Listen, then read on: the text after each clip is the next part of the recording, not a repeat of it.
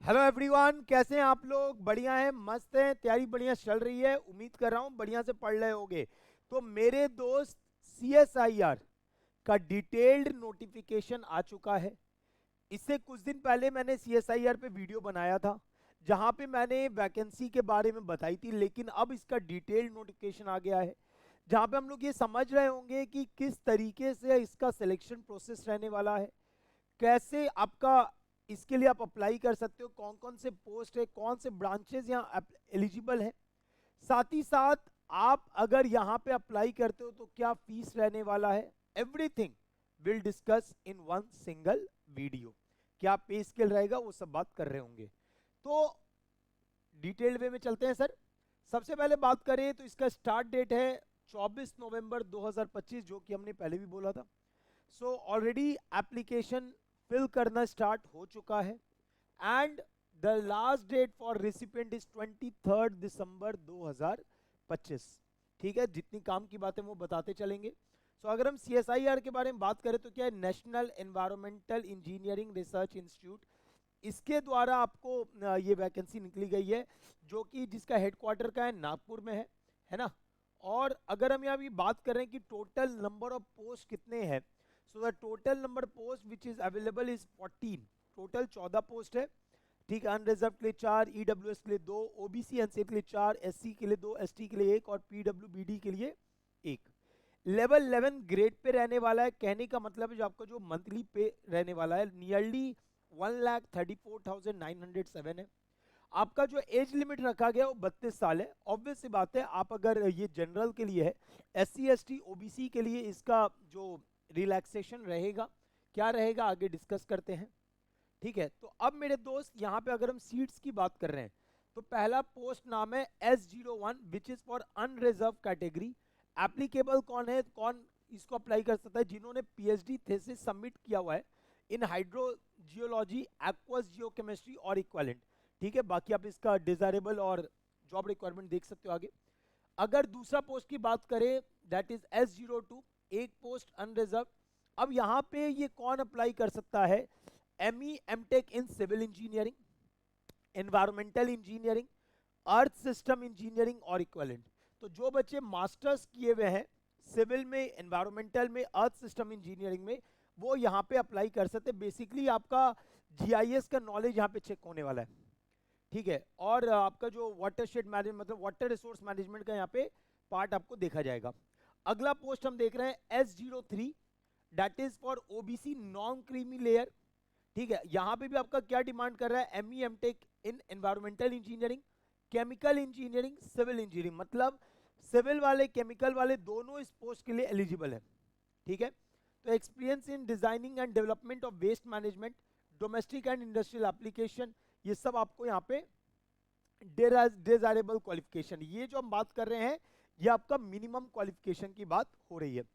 अगला मेरा scientist 04, that is fourth post क्या है? अनरिजर्व कैटेगरी के लिए, जिन्होंने ME MTech in artificial intelligence और इक्विवेलेंट। जिन्होंने एमई एमटेक किया है इन द आर्टिफिशियल इंटेलिजेंस या उसके इक्विवेलेंट में, वो इसके लिए अप्लाई कर सकते हैं। ठीक है, basically environmental modelling, assessment, algorithm development, everything वहां पे उनका डिजायरेबल क्वालिफिकेशन यहाँ पे है। अगला मेरा S05 है, that is for schedule cast.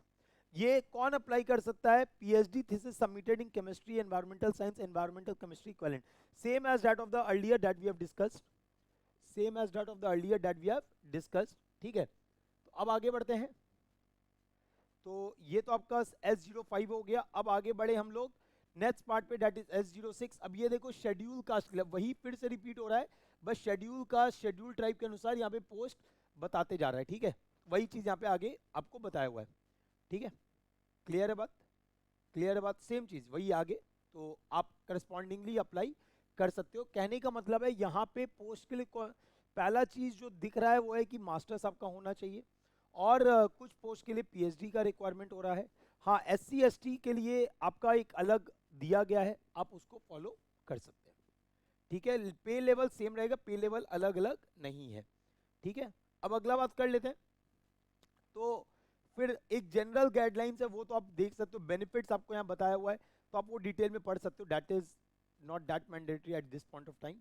वो आप आराम से इसका पीडीएफ में शेयर कर दूंगा, वहां सब देख सकते हो। आते हैं एज लिमिट पे।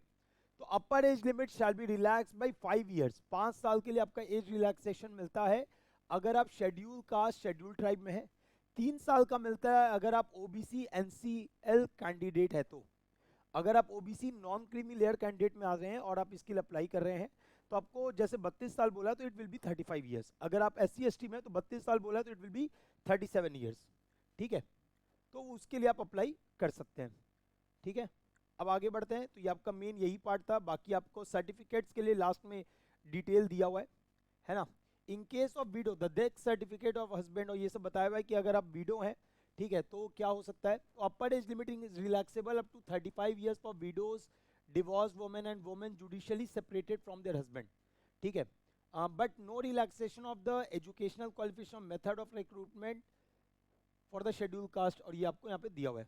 चलिए सर आगे बढ़ते हैं, आगे पॉइंट पे डिस्कस करते हैं इस पे। मोड ऑफ सिलेक्शन क्या रहने वाला है, ये बहुत इंपॉर्टेंट है, इसलिए बात को ढंग से समझना। व्हेन आई से मोड ऑफ सिलेक्शन, तो mode of selection will be आपके जो एजुकेशनल क्वालिफिकेशन है उसके बेसिस पे आपका स्क्रीनिंग की जाएगा। जो आप डॉक्यूमेंट सबमिट कर रहे होगे उसके बेसिस पे स्क्रीनिंग की जाएगी and thereafter the interview will be conducted. ठीक है, तो क्या क्या मेथड रहने वाला है जरा ये समझ लीजिए। सबसे पहला क्लियर बोला एजुकेशनल क्वालिफिकेशन। ठीक है, आप डिजायरेबल क्वालिफिकेशन या डिजायरेबल एक्सपीरियंस को मीट कर रहे हो तो और ज्यादा बढ़िया होने वाला आपके लिए। On the basis of patent field, ठीक है, publication in SCI peer reviewed journals, तो ये अगर आपका कर आपका जर्नल्स प्रोड्यूस है, पेटेंट फाइल्ड है, तो आपको प्रेफर किया जाएगा।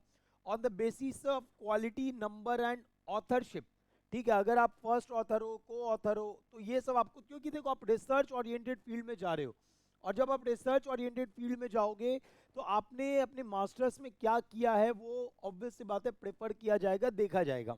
ठीक है, तो on the basis of written test और seminar, on the basis of research, ठीक है, ये आपको यहाँ पे देखा जाएगा। तो फुल गाइडलाइन यहाँ पे आपको दी गई है। ठीक है, राइट। अच्छा, हाउ टू अप्लाई, अप्लाई कैसे करना है भाई। अब अप्लाई करने के लिए यहाँ पे वेबसाइट दिया हुआ है, दैट इज https://career.neari.res.in। लिंक आपको डिस्क्रिप्शन में दे दिया जाएगा, तो वहां जाके आप अप्लाई कर सकते हो। ऑफलाइन मोड का कोई ऑप्शन नहीं, there is only one mode that is online. आपको लिंक पे क्लिक करना है, एचआरडी डिपार्टमेंट जाना है, रिक्रूटमेंट परमानेंट स्टाफ, लिंक पे क्लिक करिए, अपना आंसर अपना फॉर्म फिल कर दीजिए। ठीक है, बाकी उसमें फर्दर दिया हुआ है कि भैया आपको एप्लीकेशन फी क्या रहेगा, 500 विच इज नॉन रिफंडेबल। ठीक है, no fees payable subject to the uploading of railway for the SC ST PWBD women and ex servicemen। तो इनको कोई भी फीस पे करने की जरूरत नहीं पड़ने वाली है अगर आप इनकी बात कर रहे होगे तो।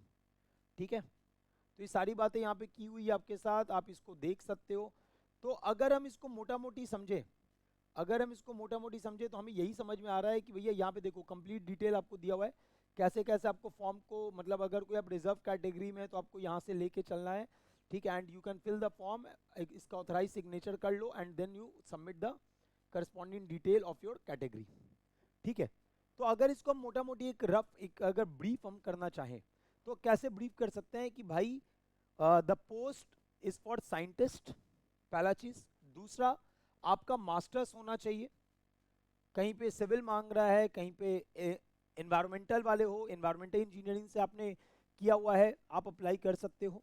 ठीक है, देन इवन केमिकल इंजीनियरिंग के लिए भी यहाँ पे हमको पोस्ट देखने को मिला। अगर मैं आप बात करें आर्टिफिशियल इंटेलिजेंस का भी हमको पोस्ट देखने मिला। राइट, मतलब ये सबसे समझ में आता है कि आपको अभी at this point of time demand किस चीज़ का है।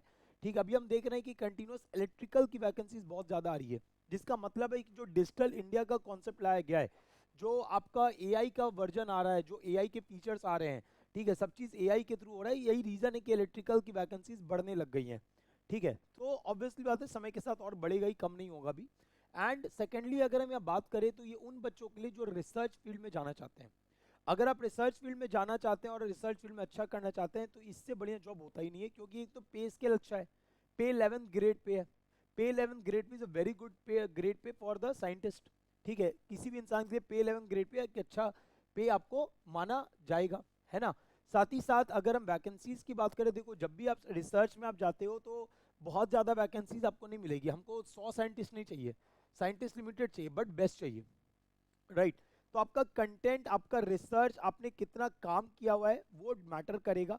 तो वो बच्चे जो अभी इस वीडियो को देख रहे हैं, वो बच्चे जो आगे जाके रिसर्च फील्ड में जाना चाह रहे हैं, तो एक बात ही समझ लीजिए, अगर आप मास्टर्स कर रहे हैं तो मास्टर्स पे थोड़ा मेहनत करिए। ये नहीं कि बस मास्टर्स ज्वाइन कर लिया और तैयारी आगे लेके जा रहे हैं, ऐसा मत करना। ठीक है, आप जब आप यहाँ पे पढ़ रहे हो, जब आप यहाँ पे मास्टर्स कर रहे हो, अगर आपको रिसर्च में आगे बढ़ना है तो पेपर्स पे काम करो, थोड़े वेबिनार्स लो, सेमिनार्स लो अपने कॉलेजेस के अंदर, जिसका डिग्री आपको सर्टिफिकेट मिल रहा है एंड एवरीथिंग, तो वो फर्क पड़ेगा। ठीक है, एक्सपीरियंस हमेशा मैटर करता है, नो डाउट इन दैट। तो थोड़ा मेहनत कर लो एंड आगे डेफिनेट आपका लाइफ बहुत अच्छा होगा। तो ऐसे ही वीडियोस के लिए मेरे साथ बने रहेंगे, कंटिन्यूस आपको मैं अपलोड करता रहूँगा कंटेंट एंड एवरीथिंग। आपको जो भी नोटिफिकेशन आएगा इन डिटेल आपको बताता रहूँगा, ताकि आपको फ्यूचर अच्छे से आप पढ़ाई कर पाओ।